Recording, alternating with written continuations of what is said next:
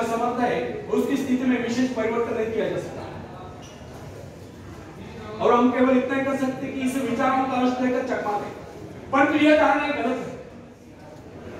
हमारे पास ऐसे असंख्य उदाहरण हैं जिनमें व्यक्तियों की मनोवृत्ति में आमूल परिवर्तन होता देखा गया है।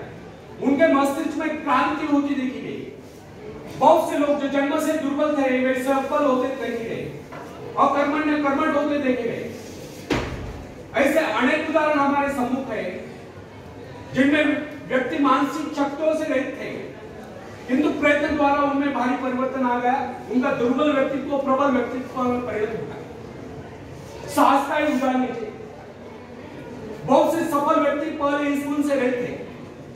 खतरा था कि उनका समस्त भविष्य अंधकार में होगा, परंतु माता पिता या गुरु की शिक्षा का उन पर ऐसा प्रभाव पड़ा कि उनके जीवन की धारा ही बदल गई।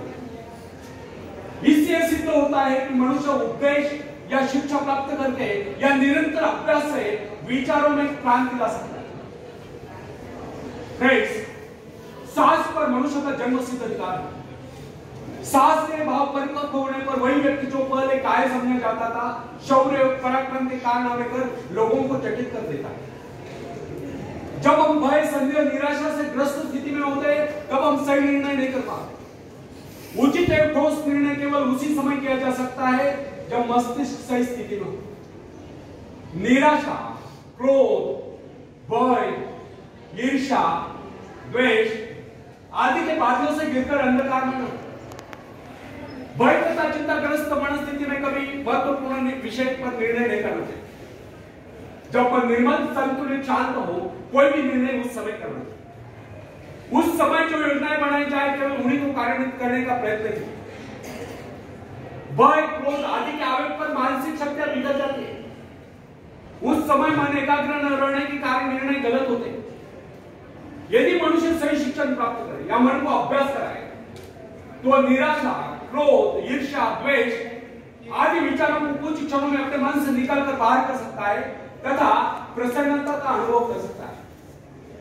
प्रसन्नता, आशा, आकांक्षा, उत्साह इन भावनाओं के आते ही मन का अंधकार दूर होता है। अतः व्यक्ति को चाहिए कि इन रचनात्मक विचारों को हर समय अपने मन में रखे। सभ्यता की प्रत्येक नई आवश्यकता मानव मस्तिष्क को नई चुनौती देती है।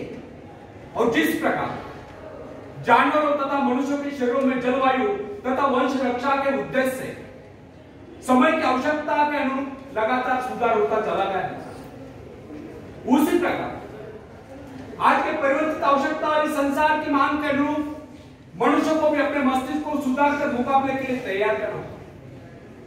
मस्तिष्क पर जिन विषयों पर सोचने का भार आ पड़ता है उसी का अनुरूप अपने में परिवर्तन कर लेता है। वह नई कोशिकाओं का विकास कर लेता है, दुर्बल कोशिकाओं की मरम्मत कर लेता है तथा उन्हें मुकाबले के लिए तैयार कर लेता है। फ्रेंड्स, बड़े शहर के हलचल और शोरगुल में काम करने वाले व्यक्ति का मस्तिष्क विविध रूपों में विकसित होगा। वह शीघ्र सोचेगा, तेजी से गति करेगा, संक्लिष्ट विविध कार्यों में द्रुत गति से चेष्टा करेगा। शीघ्र आप पड़ने वाली विविध आपातकालीन क्रियाओं का मुकाबला करने के लिए वह तुरंत कार्यवाही करने का अभ्यास होगा। छोटे नगर, कस्बे में रहने वाले व्यक्ति का मस्तिष्क भिन्न प्रकार से विकसित होगा, क्योंकि उसकी आवश्यकता इतनी विविध नहीं है और उसे तुरंत ही बहुत से निर्णय करने की आवश्यकता भी नहीं। फ्रेंड्स, एक किताबी ने बोले कि प्रत्येक कार्य मस्तिष्क सम्मुख नई चुनौती उपस्थित करता है और उसकी आवश्यकता के अनुरूप ही मस्तिष्क अपनी काबिलियत का विकास करता है तथा विशेष किस्म के काम के लिए अपनी शक्तियों को बढ़ाता है। विभिन्न धंधों, नौकरियों, व्यापार और व्यवसायों के लिए विभिन्न प्रकार की शारीरिक तथा मानसिक चेष्टाओं की आवश्यकता होती है। इन आवश्यकताओं में भी तीव्र गति से निरंतर परिवर्तन होता रहता है। अतः जिस व्यक्ति का मस्तिष्क जितना अधिक ग्रहणशील, संवेदनशील, सूक्ष्म होता है वह उतनी तीव्रता से अपने में परिवर्तन लाने में समर्थ होता है तथा नए संघर्ष में सफलता एवं विजय प्राप्त करता है। उदाहरणतः एक पुरोहित की आवश्यकता विशिष्ट होती है, अतः उसका मस्तिष्क उन्हें आवश्यकता के अनुरूप विकसित होता है। वर्षों तक उसका मन निरंतर आध्यात्मिक विषयों के चिंतन में यही रहता है। अतः उसके मस्तिष्क के विकास का स्वरूप एक वकील, व्यावसायिक एवं भवन निर्माण विशेषज्ञ से भिन्न होता है। जिस व्यक्ति का जीवन अध्ययन या बौद्धिक हलचलों में लीन है उसके मस्तिष्क के सेल्स का विकास एक व्यापारी के मस्तिष्क से भिन्न होगा।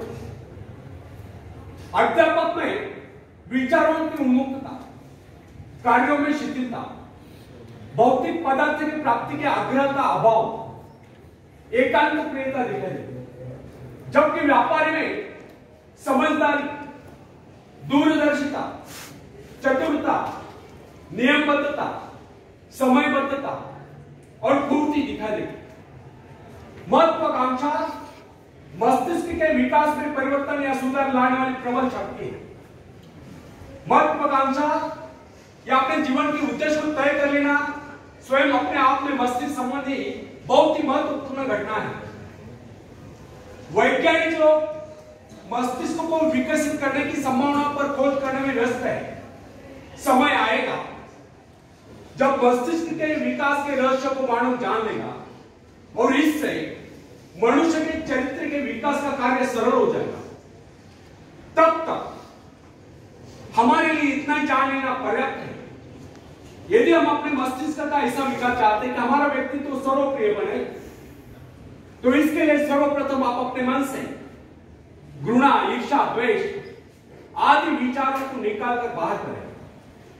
जब यह गुण हमारे भीतर नहीं होंगे, तब हम हर क्षेत्र में अपने पांव जमा सकते हैं, दुनिया जहां से सहयोग ले सकते हैं तथा सफलता की ऊंचाइयों को छू सकते हैं। धन्यवाद।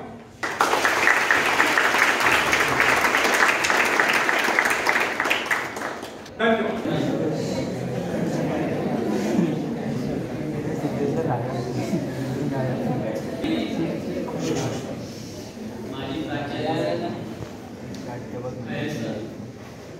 त्यांनी आपल्याला अतिशय त्यांची आत्मीयता त्यांनी ह्या आपल्या बोलण्याच्या संदर्भातून आपल्या आहे सर, तुम्ही जो जो एक शब्द बाहेर फेकत होता ती तुमची तळमळ अक्षरशः आमच्या जिव्हाळ्याला लागली। खरंच तुम्ही आमच्या विद्यार्थ्यांना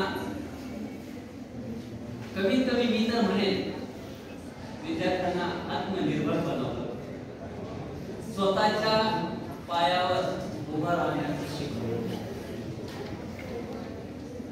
त्यांच्या विचारांमध्ये जी काही दिशा आहे ती दिशा निर्माण करून दिली। एक ना धड भराभर चिंध्या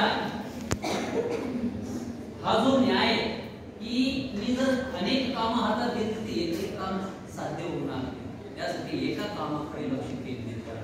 डॉक्टर बाबासाहेब आंबेडकरांनी पहिलं एक काम हातात घ्या, ते पूर्णत्वाकडे द्या आणि नंतर दुसऱ्या कामाला हात घाला।